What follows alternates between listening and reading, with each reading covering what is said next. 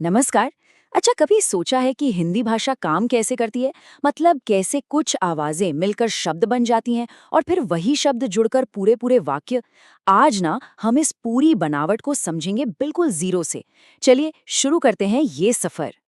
अच्छा, इसको और आसानी से समझने के लिए एक मज़ेदार उदाहरण लेते हैं। सोचिए कि भाषा जो है वो एक बहुत बड़ी बिल्डिंग की तरह है, एक इमारत। पर सवाल ये है कि कोई भी इमारत आखिर बनती कैसे है, उसकी शुरुआत कहाँ से होती है।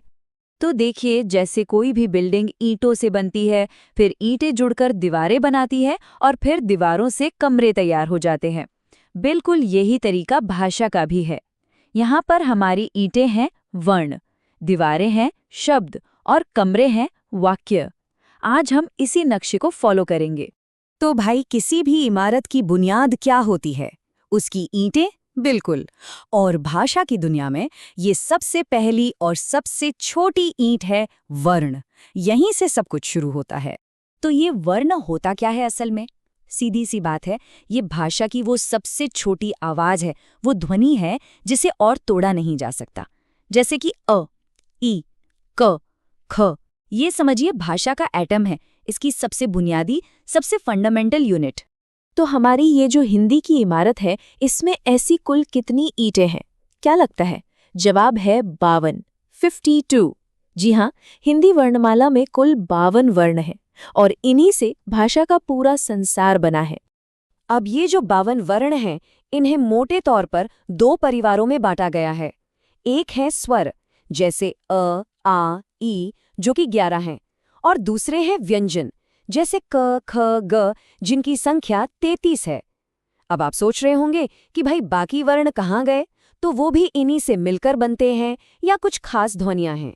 ठीक है, तो अब हमारे पास अपनी ईंटें मतलब वर्ण आ गई हैं। तो अब क्या?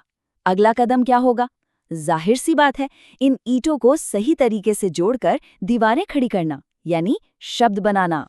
देखिए, शब्द का मतलब सिर्फ वर्णों का ढेर नहीं है, ये दो या दो से ज्यादा वर्णों का एक सार्थक समूह है। मतलब जब वर्ण जुड़े तो उनका कोई मतलब निकलना चाहिए। जैसे क, म, ल जब मिलते हैं तो कमल बनता है, जिसका एक अर्थ है। चलिए, इसको एक बहुत ही बेहतरीन उदाहरण से समझते हैं। राम शब्द को देखिए। ये हमें दो अक्षरों का लग सकता है ना?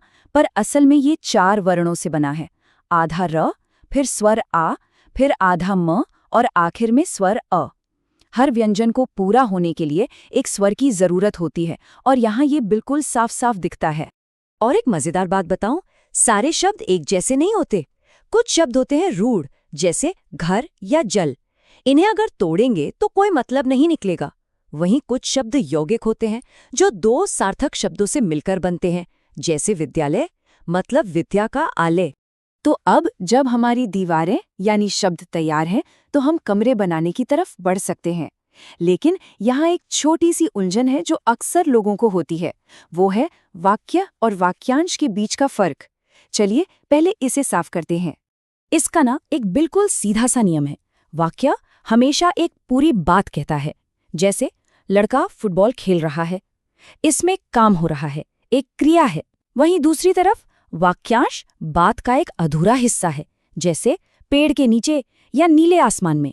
ये जानकारी तो देता है पर बात पूरी नहीं करता। बहुत बढ़िया।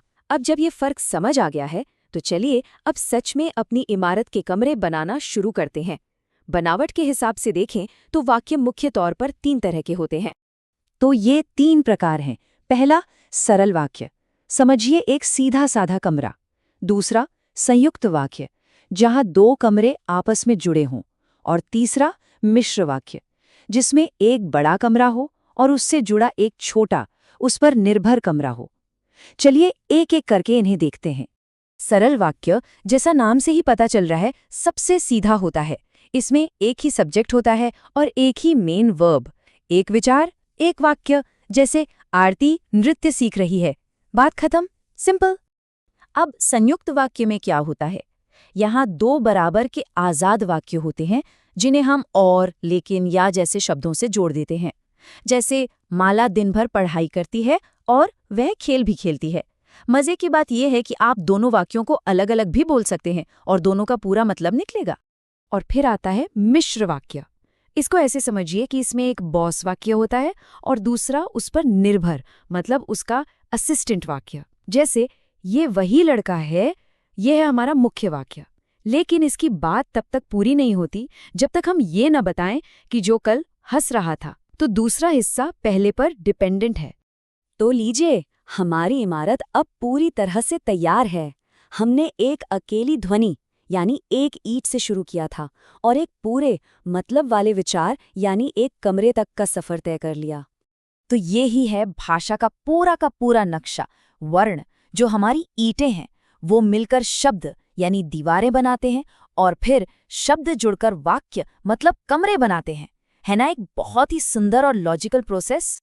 और ये सिर्फ आप कह लीजिए व्याकरण का कोई बोरिंग नियम नहीं है। नहीं, ये तो इफ़ेक्टिव कम्युनिकेशन की चाबी है। सोचिए, जब हम अपने भाषा की नींव को समझते हैं तो हम अपने विचारों को कितनी मजबूती और सफाई से दूसरों तक पहुंचा सकते हैं। और अब जाते जाते एक सवाल छोड़कर जा रहा हूं, इस पर सोचिएगा जरूर। क्या लगता है कि भाषा के ये जो नियम हैं, ये हमारी क्रिएटिविटी को एक ढांचा देकर उसे पंख देते हैं या फिर उसे सीमाओं में बांध देते हैं? इस पर सोचिएगा जरूर। शुक्रिया।